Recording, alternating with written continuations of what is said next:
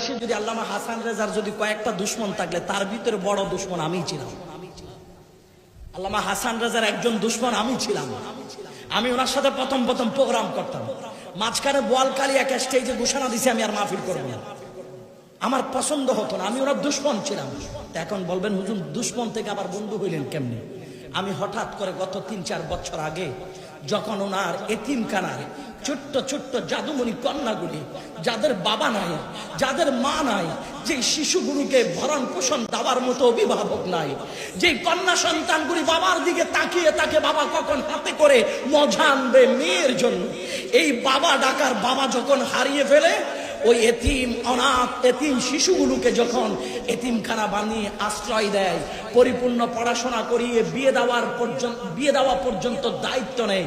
একটা ভিডিও দেখছি, তখন জিজ্ঞেস করছে এক সাংবাদিক, মা তোমাদের বাবাকে? তখন আমার চোখের পানি চলে আসছিল। ওই ছোট্ট ছোট্ট জাদুমণিগুলো বলেছিল আমাদের বাবা হচ্ছে উনি হাসান রেজা হুজুর। ওই দিনের পর থেকে আমার ভিতরে আল্লাহকে সাক্ষী করে বলছি, যত ধরনের ওনার প্রতি বিদ্বেষ ছিল আমি মুহূর্তের মধ্যে সমস্ত বিদ্বেষ আমি ভুলে গেলাম। এই জন্য ভাই, দুশ্মনী করা সহজ, কিন্তু বন্ধুত্বের জায়গায় হৃদয়ে স্থান দেওয়া বড় কঠিন। কথা বলেন ঠিক কিনা? মানুষের সাথে যুদ্ধ করা বড় সহজ, যুদ্ধের অস্ত্র শস্ত্রে নিজের শরীরকে ঝরঝরিত করে দিয়ে নবী মুস্তাফার বাগানকে পাহারা দেওয়া বড় কঠিন, ঠিক কিনা? এই জন্য ভাই, দুশ্মনী করা যায় কিন্তু বন্ধুত্ব করা যায় না। দুশ্মনী তো সহজ কাজ, সহজ না? আপনার একজন দুশ্মনকে, আপনি গাড়ি নিয়ে মোটরসাইকেল নিয়ে যাচ্ছেন, দুশ্মনকে দেখেছেন ঠিক করে আপনি গুলি করে দিতে পারেন, একেবারে সহজ কাজ। কিন্তু একটা চির দুশ্মনকে, বন্ধু আয় আয় আমি সব কিছু বলে গেলাম, তোকে হৃদয়ে জায়গা দি, এই বলে হৃদয়ে জায়গা দেওয়াটা বড় কঠিন কাজ। কি বলেন ঠিক কিনা? আজকে সেই কঠিন বাস্তবতাকে জয় করেছেন আল্লামা হাসান রেজা আল কাদরি, ঠিক কিনা? আল্লাহর মেহেরবানি। আরে ভাই, কে কি বলবে এগুলো শোনার দরকার নাই, কারণ আপনি যখন একটা কাজ করতেই যাবেন, আপনাদের দোয়ার বরকত আমার ৩-৪টা প্রতিষ্ঠান আছে আল্লাহর মেহেরবানি। উনি গিয়েছেন আমার নোয়াখালী প্রতিষ্ঠানে, দেখেছেন প্রায় ৬ কানি জমিতে আমার প্রতিষ্ঠান। আমার বড় ভাই আমার জন্য বড় দোয়া করেছেন, আপনি এত বড় জায়গা ক্রয় করলেন কেমনে? এত বড় জায়গা কেনার হিম্মত তো আমার কাছে না, আমি কিনছি অল্প, এরপর আলহামদুলিল্লাহ আল্লাহর বান্দারা দিচ্ছে। হ্যাঁ, তো বলছিলাম একটা প্রতিষ্ঠান চালানো যে কত কষ্ট, যে চালাবে সেই তো জানে প্রতিষ্ঠান চালানো কত কষ্ট, ঠিক না? ঠিক না? আপনি যদি নাই চালান আপনি তো বুঝতে পারবেন না প্রতিষ্ঠান চালানোটা কত কষ্ট।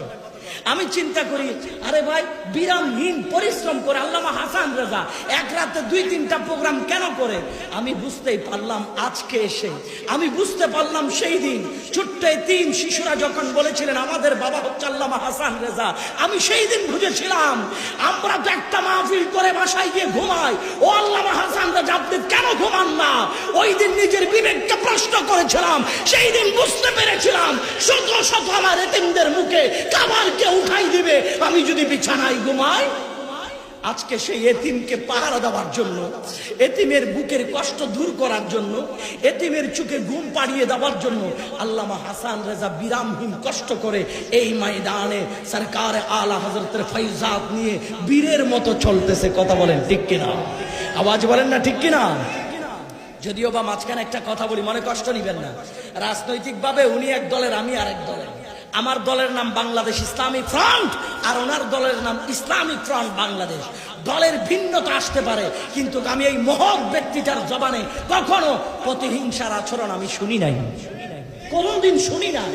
এই ব্যক্তিটা সহ্য করেছে, তার প্রতিবাদ করে কাউকে পাল্টা জবাব কোনদিন তিনি দেয় না, সহ্য করেছে। আর আমি দেখে দেখে আফসুস করলাম, আল্লাহ আসলে শরীরটা যেমন হজম শক্তিও তেমন।